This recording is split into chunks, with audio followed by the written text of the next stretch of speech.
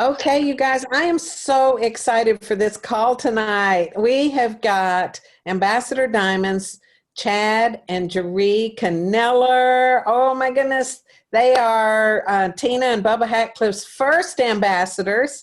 And y'all, they have got an amazing story, and we definitely wanted to have them come on and share with us because, the thing is, you can learn all day long how to build this business, all the tips and the tricks and the how-tos.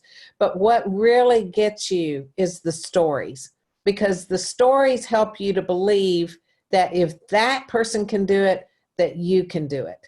And we have so many stories, and I know you guys are going to be so inspired after listening to Chad and Jaree tell their story of who they were before they found It Works and what It Works has been able to do for them.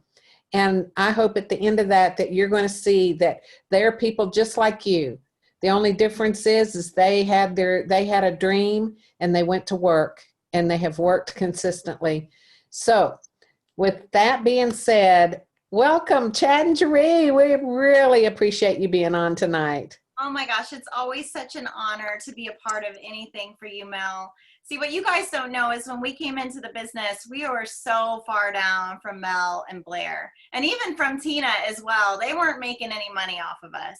But when we found out that we were in their downline and we were only an hour and a half away from them, we had reached out, and from day one, we've been in for 8 years now, and from day one, Tina, Bubba, Blair, they've always come down. They always came down and were there with us for our events and showed up for us every single time. So that's just a testament to who Mel is and who they are, because they've always, no matter what, like they practice what they preach. They love people better than they found them. And so I'm super excited to be on here. I love to share a little bit about my history, because a lot of you guys, if you know who I am, you see my highlight reel on Facebook. But what I love to share is who I was long before, because I never dreamed that this would be even in a realm of possibility for me. When I was a little girl, my mom and dad got divorced when I was 4 years old. And my mom was a single mom for a long time, and she worked 2, sometimes 3 jobs at a time. And unfortunately, during that time, I was sexually abused by multiple babysitters. And so that led me down a path of not trusting people, not trusting God. And I actually, as a teenager, I completely and totally rejected God. I became an atheist, and I had so many issues. I ended up dropping out of high school my junior year because I also have a learning disability that keeps me from being able to read information and retain it. I really have to focus hard. I really feel like God has been delivering me of that. But that's something I struggled with majorly when I was in school. So I always felt stupid. I was always ashamed of what had happened to me. I felt very dirty. And when I became a teenager, I was very promiscuous, and then that just led right into my late teens and my early 20s, where I turned to drugs and alcohol to medicate my painful past. And I did that for a long time. And I'll tell you, it's a really, really lonely place. And sounds like somebody's not muted, Mel. Yeah, got him. But it was a crazy, crazy time in my life. I ended up dating men who were very physically abusive to me. I don't know why. I found every idiot within a 10-mile radius, but if there was some egotistic maniac around, I somehow would find him. And I was super blessed when I found Chad. I think I was 23 years old. I lived a lot of life, you guys. I lived a lot of life from like 18 to 23, and I did so many things that I'm not proud of. I had gotten arrested. I had done so much that could have taken me out completely of ever being able to make something of myself. And the reason why I like to share this part of my story with you is because there are so many of you right now who have counted yourself out because you're like, God can't use me, or I'm not like her, or if they knew the real me, they wouldn't like me. And I wore that over my face for so long. It was like, if you know the real me, you won't like me. And so I hid who I was. And thank God when I met Chad, we did everything wrong. And I'm going to share it all with you. Is it okay if I'm really real with you guys? Oh, we want you to be real. That's what this is about. Well, I love authenticity. And so when I met Chad, I met him in a bar. It was actually at a benefit for someone who had died that we mutually knew, and Chad's band was playing there that night. And I still wasn't even broken up with the idiot that I was dating at the time that was hitting me. And I'll just tell you a little bit about him. He was very much a narcissist, very much manipulated me and controlled me. If I tried to leave him, he would threaten to kill himself. He put a gun in his mouth one time and threatened to shoot himself if I left him. He threatened to kill me if I left him. There was it was an incredibly scary and crazy time for myself. And I asked myself, how did I get into this position? Because I remember as I was driving on the way to go to the funeral to the guy that had died, this is a month prior to me meeting Chad, I started praying, and I hadn't prayed in a really long time. I literally was like, okay, God, I was just kind of looking as I'm driving. I'm like, God, if you're real, I need you, because if you don't help me, he's going to kill me.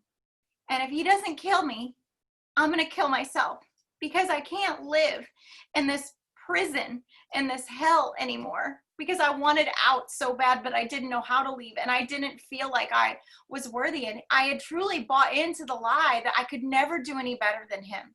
And it was so hard. But for whatever reason, that funeral and getting away from there and having that moment of clarity where I asked God to help me, even though I didn't really believe in him at the time. So he had no obligation to meet me where I was, because I had rejected him. But God being so good, you know, he's always that gentleman that is constantly wooing and pursuing us, even when we don't realize it. Well, I went to the funeral, came back. I was still with Mike. We were still fighting. But a month after the funeral, I went to the benefit at the bar. And Chad's band was one of the bands that was playing there. I did not go there with any intention of hooking up, meeting this guy. I literally went there, and I was just a broken, fractured piece of myself. Well, when I walked into the bar, I didn't notice anything, but I know you like to share this part. Yeah, I mean, she had no clue she had hit the jackpot that day. I'm just kidding. It wasn't the jackpot, because my background too. Actually, I was 30 the day we met, and I had gone through some stuff. I'd actually already gone through a divorce. I'd gone through almost being homeless. And when I met Jaree, the day I met her, I actually had 6 warrants for my arrest.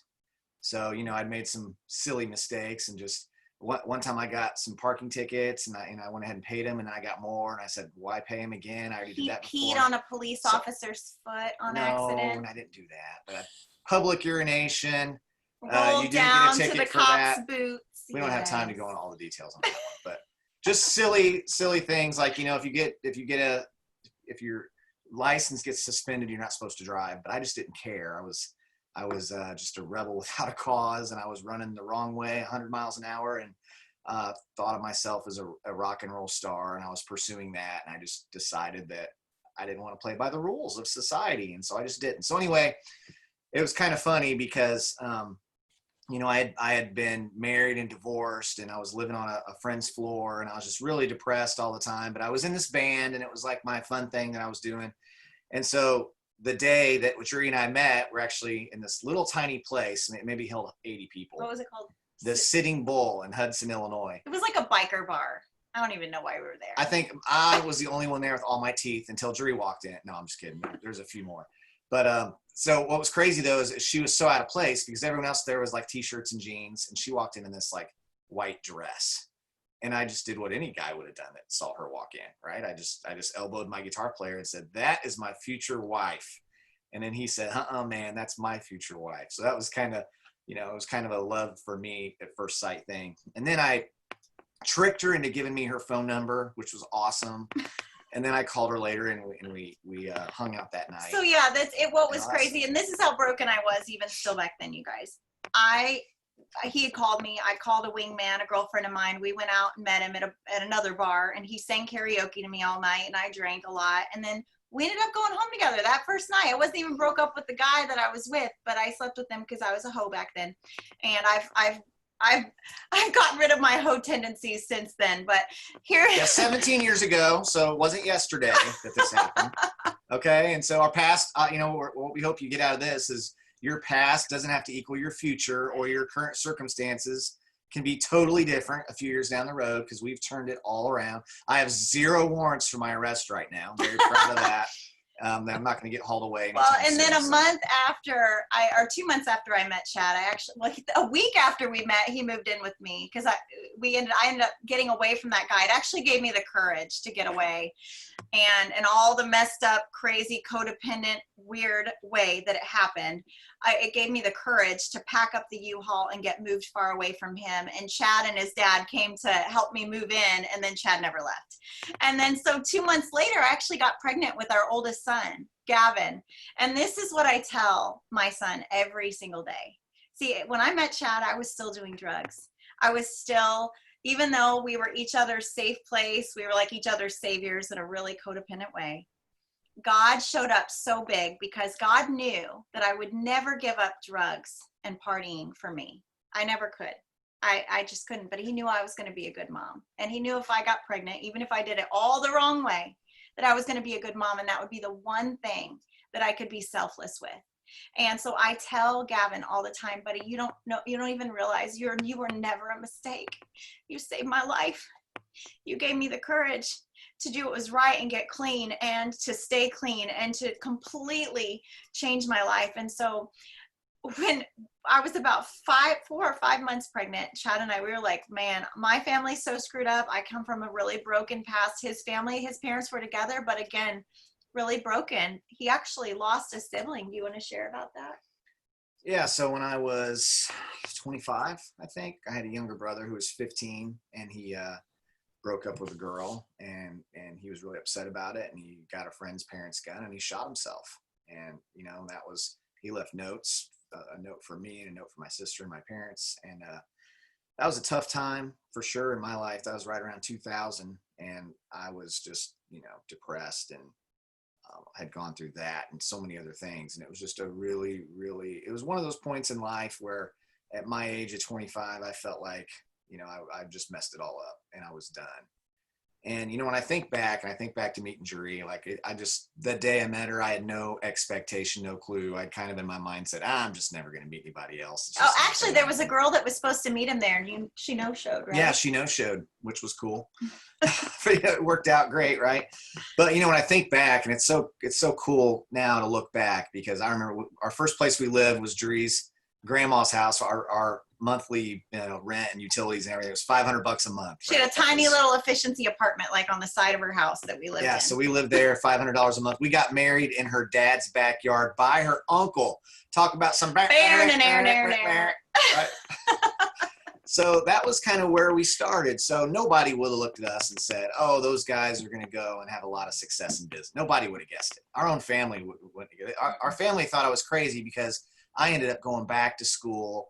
Well, first went back into the military, which got us away. So I guess one important thing for us was to get away from our friends and away from the influences in our lives that had gotten us to that point. Well, and because when I was 4 months pregnant, actually, we ended up deciding that we needed to go to a church to find good parents to model ourselves after, because that's what we struggled with. It wasn't that our parents at times weren't good, but we just didn't have the foundation.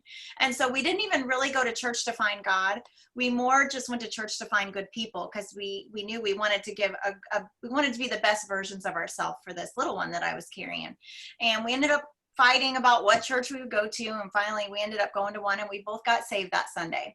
And I'd love to tell you it was all unicorns and rainbows after that, but it wasn't. We've had to fight for everything that we have. We've had to fight for our marriage. We've had to fight for each other. We've had to fight for our family. And it did. It took me away from my family for the very first time when we went to Fort Bragg. And it was very scary. It was very hard for me. But the best thing that ever happened to Chad and I was getting out from underneath the dysfunction that was his normal and my normal. And we created our new normal under the umbrella protection of an awesome spiritual family. And so that's one thing that really changed our lives. And you guys, this is all pre-it works. So God was working on us along the way. But so now we fast forward 8 years ago. Say one more thing. Oh, go ahead. So one last thing too, that I remember in 2001, a person introduced me to a guy named Jim Rohn. And Jim Rohn, just the way he looked at the world was something new for me. I'd never thought about any of the things that he said, like don't wish for less problems, wish for more solutions, just things like, I was like, oh wow, I never thought about that, right? and just lots of different things. And the big thing that stood out for me at the time was he said, if you will change, then everything will change for you.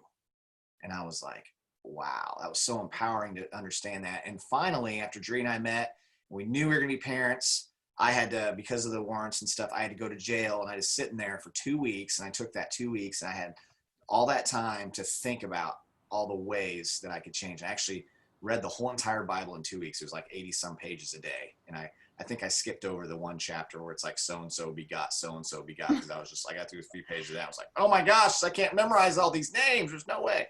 So coming out of there, though, I just had new eyes. I looked at the world in a brand new way, because I knew I had to implement these changes, and I wanted to be a good dad, and I wanted to be a good husband, and I wanted to win at life. And so I went back into the military, and we ended up out way far from home, out in Fort Bragg area.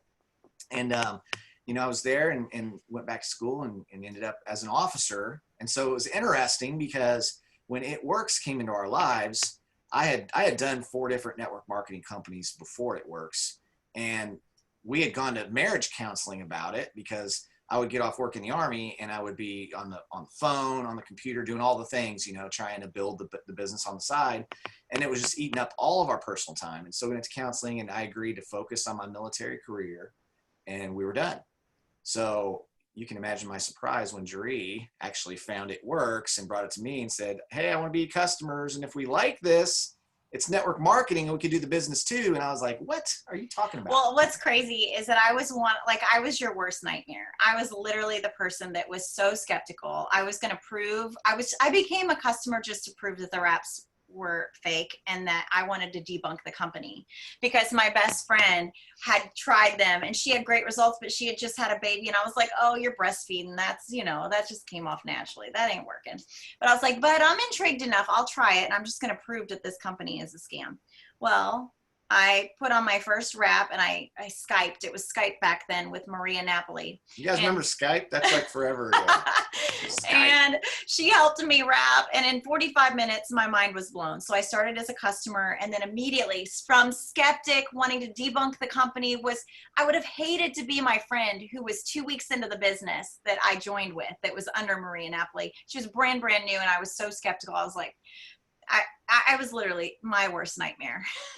But don't give up on those people, because as soon as I got the product on myself, I literally was like, holy crap, I was wrong.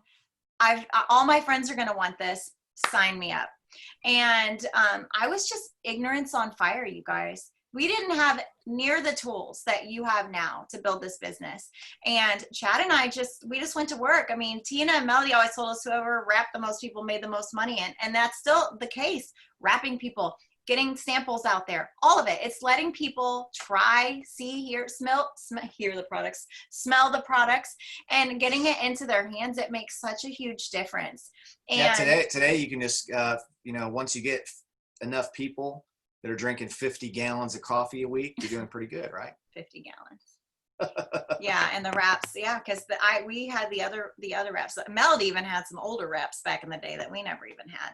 But I'm just going to tell you guys, we had our hair was on fire. We were so passionate about it, and we had a vision, because my goal was to make an extra $300 to $500 in the beginning. I was just like, maybe we could get out of some of this debt, because honestly, even though he was an officer and almost at the point where he was close to making 6 figures a year, we were drowning in credit card and student loan debt. We were living beyond our means. We were terrible with our money, and we had student loans and things. So I just wanted to have some wiggle room and feel like I was contributing, because I was homeschooling the kids, and I literally didn't feel like I could do anything else unless it was at home, because I felt called to be there with the kids, with this little guy. Well, we went so fast. We ended up going Emerald the first month, Diamond the second month, and then we found out that Chad was going to deploy to Afghanistan. Yeah, in our 3rd month in the business, end of October, and so there's the deployment prep kind of thing, and we had to get the family ready and all that. And so we just maintained, 3rd month we maintained Diamond, and when I was gone, Jaree wasn't really doing much of the business, but because of what we had in place, we really experienced that residual income, for the first time, which was so cool. And then, and what's interesting about that year for us, it almost was unfair because we had such a strong why. Well, and tell them what happened while you were deployed with this little nugget. Yeah. So for me in 2012, 3 things happened that made me, because before, like going into 2012, you'd had to drag me out of the military kicking and screaming because I was, honored to be there, proud of how far I'd come. But then by the end of 2012, we couldn't get away fast enough. So a couple things happened. One is that I had a close buddy who was like the West Point quarterback, All-American, Ranger school, straight through. He's in Afghanistan for 3 days and hits an IED and boom, he's dead. I mean, he'd just gotten married. And I went through all this training with him, and we all kind of thought we were safe as field artillery officers. And I'm like, oh my gosh, this is for real, right? So I'm like, what happened? What's that look like? I entertained the thought, what does that look like if I don't come back? And so that was the first thing. Second thing is, right before I deployed, we were supposed to go to Disney World, and the Army literally canceled our vacation a few days before. And I'm like, well, I guess this is what I signed up for, canceled. And now I'm in Afghanistan, 7,300 miles from home. And this dude right here was 2 at the time, and he got really, really sick, and he was already having breathing issues, and he was on breathing treatments because he had croup. And so I knew that. And I literally am in an airport in Afghanistan, and I get on Facebook because they have Wi-Fi in the airport. And I get on Facebook, and Jaree is like, please pray for my son. I'm rushing to the emergency room. He's got internal hemorrhaging going on. We're going to have emergency surgery. And I'm just like, what? And so I instantly go, I need to go home right now. And I'm doing all the stuff, the Red Cross stuff. And the Army made me fly the wrong way. And it took me 2 days to get back to that airport to fly home. So on this whole trip home, in my mind, I mentally retired from the military. And this was December. I got home on December 24th. We were sitting in conference January 16th. And so our why was as big as any person's why has ever been. And so we went from, we tell people in 101 days, we went from diamond to presidential, and we've never gone below presidential since, and never made less than multiple 6 figures. So and then Army, the following year we went ambassador. So it was like about 18 months, I believe it took for us to do it. And that's not typical. Okay. So if you are struggling and you're stuck somewhere in a spot, the reason why I like to share our entire story is because you hear that God took us through a lot of stuff. We had a lot of character building things that took place even before we got into It Works. Yeah. And sometimes you might be in the middle of that season. And if you continue to keep going around and around that same mountain and you feel like you're stuck, sometimes it's just where you need to pause and do some self-reflection for you. And you just need to ask the Lord, what is it that I need to change in me? What is the one little thing that I need to tweak in order, because there's always something. We've not ever arrived. God's always working on us for a work in progress. And so I know that when I feel like I'm going around that same mountain, or I'm in the valley for way too long, I'm reminded that the valley is so incredibly important, because in the valley, things are lush and it's rich in the soil. And in the valley is where you've got your root system that gets so deep and firmly planted. And so in those lower seasons, even though it's harder and you want that mountaintop time, embracing the journey of where you are then and there and saying, okay, God, what do you want to do in me right now? Because I'm going to tell you, God loves you so much that he will not allow you that promotion at the top of the mountain if it's going to crush you. And sometimes what we want to be that diamond leader or that triple diamond leader or whatever it is, whatever your goal is, and you're not ready for it. And it might just be a little tweak of maybe there's some selfishness inside that God wants to deal with. Maybe there's, some bitterness that you have towards one of your family members that God wants to deal with that. Or maybe he wants you to work on your marriage right now, or your relationship with one of your kiddos, because he doesn't want that to be something that overshadows what's truly, truly important for you. And so if that's one thing that I can leave you with, is that he's a God of alignment in proper order. I don't believe in balance, because I feel like there are seasons where things can be crazy and God gives you the grace for it. But there always has to be a proper alignment. And when things get out of whack, and we've been there, done that through our business. Trust me, our business hasn't always been highs. It's been highs and lows, and we've had to fight. We've had people quit. The same people that got us to Diamond didn't necessarily get us to Ambassador Diamond. And we have to build and rebuild. I sign, for every 10 distributors I sign up, maybe one will stick and work, they all join the witness protection program. That is just part of the business. And so my prayer is, God, bring me the winners, bring me the runners, bring me the ones that see this that have their own creative ideas that they're just going to run after this and they're not even going to need my help. And so I just want the one. I don't need all like 10 or 20 distributors a month. I need the one that's going to do it. And so I'm looking for quality in people. And don't get me wrong, I still would love to sign 20 distributors in a month, and I'm glad to do it, but I would rather not have to sort through as many. So my point is, if you are in lockstep and you make God the CEO of your business and you are in constant fellowship with him and you are asking him if he, like, who am I going to bless today, God? Who do you want me to bless? Who should I talk to? Who should I pray with? And sometimes it's just about people come into your business, not necessarily to make you money, but they come into your business because God wants to see if he can trust you with them, because he wants to know, are you going to leave them better than you found them? Because one of the things that I've learned over the years is that people are not just a name in the box. And there were seasons where I felt like where I know that I was in a place where, because I'm so red and I'm so driven, that I forgot that those were people that God entrusted me with. And so then I would have my seasons where everything was down and I wasn't on my mountaintop, and I'm like, what the heck's going on? And God's reminding me, look, hey, this isn't just for you to make money. This is your ministry. You have the opportunity to sow into people. I'm giving you a platform, but you still have to love people better than you found them. Yeah, and I'll say a couple more things. Is that, you know, anybody can't be American Idol, right? You have to actually be able to sing, right? Anybody can't slam dunk a basketball like me. I'm 5'8" and I can jump a couple inches, you know, not real high. But anybody can be successful and it works. Anybody truly can. And we could sit here and talk about every background, every type of personality, you know, every single thing. And one thing I'll say is, from my friend Les Brown says, you just got to be hungry. Look, he even ate part of the hungry word there. You just got to be hungry, you know, and I love, it stuck in my mind forever when I heard Jim Rohn say, from testimonials and personal experience. You all been in networks long enough now where you've got some testimonies, you got some personal experience. We have enough information to conclude that it's possible to design and live an extraordinary life. And so you just have to figure out, what does extraordinary life look like for you, and what level of work are you willing to do to get there?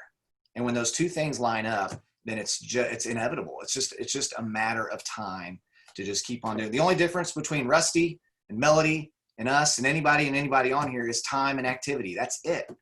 That is it. You just gotta put in the time and put in the activity, and then you get the results. So I hope that helps. I think, Mel, we're at like 29 minutes, so we'll wrap it up there. Answer questions if anybody had any, or whatever you want to do.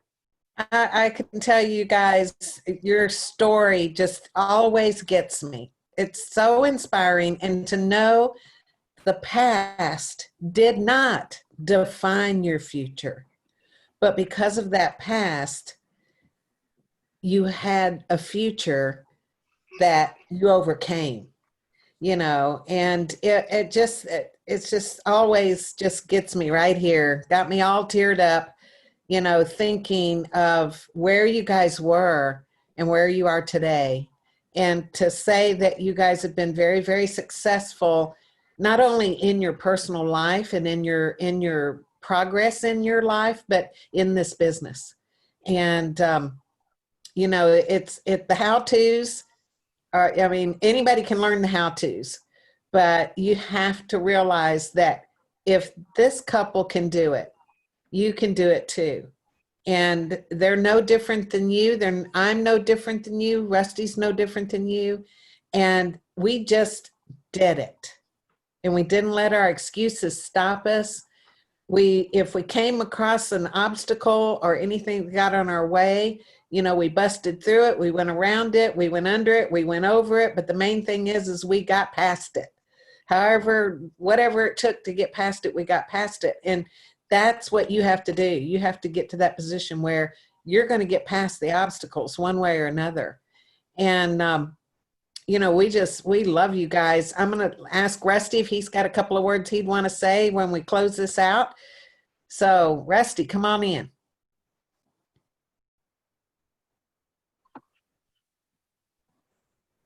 Live now? Okay. You know, this is why you do it for almost 19 years, is the stories that you impact and couple times or in the early days that was on the table, we could maybe just quit and give up. And then we found the one reason why Mark and us and Pam said, no, we're not. We're going to take us to where it's going because we're going to show up every day. And, this is a story that from Chad and Jaree, what I get from your story. And Chad, I appreciate what you and Joel and the guys do every Tuesday and Thursday morning with your training and your leadership. I mean, it's amazing that you got all in, but you're running from something because you knew there was a better life. You didn't stay in your history. You went out and now you're making history. And what I've never heard from you guys, as long as I've known you, I've never heard an excuse. We've all been through the valleys, like you said, Jaree. We're down there where the rich, fertile soil is, so we can get nutrient minerals all back up, so we can climb the mountain to the summit. And another thing that stuck out to me is, if you're not where you want to be, what's going on to hold you back? What maturity level do you need to reach in order to get the next level of blessing? Because anytime you get a new position, you make more money quite naturally. Yeah, I want to make more money, but can you effectively handle the responsibility that comes along with it? And one thing I can count on Chad and Jaree is a couple of times a week, early in the morning, I can get on and watch Chad and Joel and I forget the other gentleman's name. Tay. I don't know why I can't. I'm dyslexic. I have a learning disability as well. And they made me think I was retarded when I was in school. My father just said, I'm going to prove them wrong. And you're special. And but bottom line is, when you give yourself to the self-development and you make up your mind, I deserve more, I was made for more, you will find the way. And when you give it all to God and let him become the CEO of your business, of your marriage, the father of your children, the CEO of your entire life, and you follow that and you seek first his will through the kingdom, you know what begins to really happen? I've seen things happen, guys, for Mel and for Chad and Jaree and the rest of you in the last 30 days. It ain't nothing to do with Mark, y'all, me, or nothing. He's on this company, he's working, he's moving it from where we are to where we're going. We're going into the next big run. And I don't say that because we're all excited about the financial end of it. It's because we've stayed the course. We're the warriors. And here's one thing I see in your story, and I've known you a while, is your unconditional love to help other people. I said this last week. My grandfather fought directly under General Patton in the Second World War, and he had all these medals. And I'm the firstborn, fourth generation, and I'd ask him, "How did you get that one?" He'd tell me, and then he got to these down here, which was the really super cool medals. How did you get it? He didn't really want to talk about it. And I kept on saying, "Granddaddy, what'd you do?" He said, "I actually had to kill people." And I'm just 6. I said, "How did you do it?" He said, "I was a warrior." He said, "Grandson, I want to tell you," he said, "you're my firstborn, and you're going to become a warrior too. But the one thing that fuels the warrior," this is what I got from both of y'all tonight, "is the unconditional love was my fuel, because I knew I was doing this for your grandmother, and I was doing it for your daddy, and I knew one day you were going to be here. So I put it all on the line to create this legendary legacy, and for our family to be strong warriors, because there's people out there that need us to show up right this minute. They need to hear this particular story. And if your ignorance on fire, as she stated, and you get excited about where you're going, you know what people bought from Mark and us in the beginning? The same thing people buy from you this very minute. You're just excited about your future. But one thing you did tonight very effectively, I don't care where you are, you cast a division. When you cast a division, it creates faith that I can do this. If I follow these guys, I went to church just to find good parents, not necessarily to find God, but to find great parents because you were hungry for something. And so God used that in your life, I believe, to get you to where he needed you to be so you could be right here, right tonight. I'm going to promise you, I believe in plan and purpose. I don't think nobody on the Zoom, you couldn't be anywhere else right now. And the rest of the people that aren't here, that they'll hear this recording after a while, they couldn't be here tonight if they wanted to be at this particular time. You know what? Because I believe in plan and purpose. Why do I love the integrity of Mark and this company, and Chad and Jaree and Mel? We've just been doing it a long time, but it's one thing you can count on. I can count on these warriors to show up every single time. Without failure, without falter. They're the first ones on the front line, waging the war, waging the battle for your freedom as well. See, we all have to win together. I heard John Maxwell say the other morning, One is just too small of a number for us to win, for one to win. We have to win as a team. And we win as a team. That's like Chad being in the military. He was fighting for the freedom of this country, but he's also fighting for his family. Yeah. 2 days on a trip, it got him back to the starting point. And now he's here full time with his wonderful wife. Such a story. So if you leave here tonight and this doesn't have you on fire, maybe you need to go get a job and chase a check. That's what broke people do. But when you start to chase the vision, all the super wealthy people I know, there's one thing they do. They make time, they invest time, and they make time work for them, and they make money work for them. That's exactly what they just told you. They got rid of all those unnecessary expenses, living above their means, and now I promise you, they're making time and money work for them. Therefore, it creates the freedom that child right there deserves. He deserves to have his mom and his daddy. He deserves to have a family of people right here that we really don't know him that well other than his mom and daddy. But I promise you, if anything goes south, we all coming.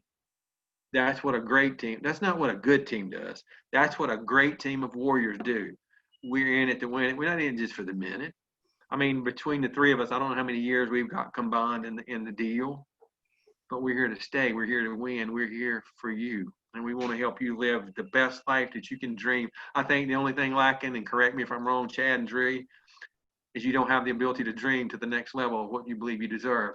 Because one thing I understood, we had to get away from the old things that held us back, and we had to go after something new. And when you come after that new stuff right now, you become a new person. You have a new beginning. And I just believe you deserve the very best in life. God gave you ain't none of us nothing. But it's those gifts that God gave us that make you something. And therefore, you take those gifts and you start to apply them into people that you meet. There is people right now, you might meet them at a restaurant or the grocery store or whatever tomorrow. You leave them better than you found them. That's because you're going to take your gift and you're going to utilize it to your full potential. And here's the thing that my last remark is, don't go to heaven.